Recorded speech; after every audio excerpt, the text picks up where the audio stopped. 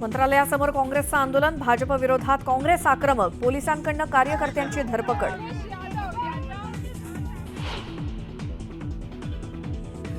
बीड प्रकरणामध्ये कुणीही master mind असेल तरीही कारवाई होणार. जे कोणी गुन्ह्यात संबंधित असतील तर त्यांच्यावरही कारवाई करणार.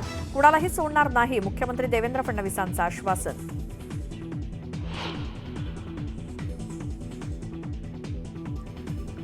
बीडचे पोलीस अधीक्षक अविनाश बारगळ यांची तडकाफडकी बदली, मुख्यमंत्री फडणवीसांची विधानसभेत मोठी घोषणा.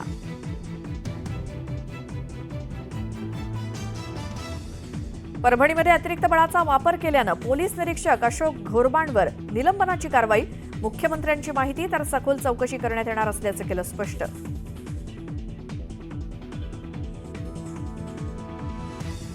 परभणीत संविधानाची प्रतिकृती तोडणारा आरोपी मनोरुग्णानं शहराची शांतता बिघडवली, विधानसभेत मुख्यमंत्री फडणवीसांची माहिती.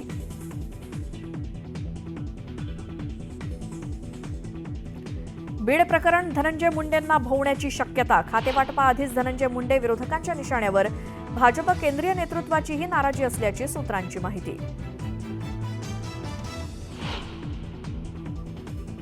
कल्याणमधील मराठी कुटुंबाला मारहाण करणाऱ्या शुक्लाला दणका, गुन्हा दाखल करत तात्काळ निलंबन करण्यात येत असल्याचं मुख्यमंत्री फडणवीसांनी विधान परिषदेत केलं जाहीर.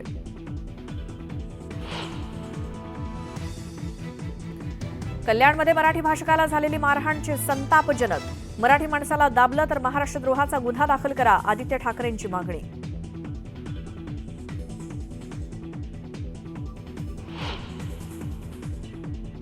कल्याणमधील मराठी कुटुंब मारहाण प्रकरणी 2 आरोपींना बेड्या, कल्याण पोलिसांची कारवाई, परप्रांतीयांकडून करण्यात आली होती मारहाण.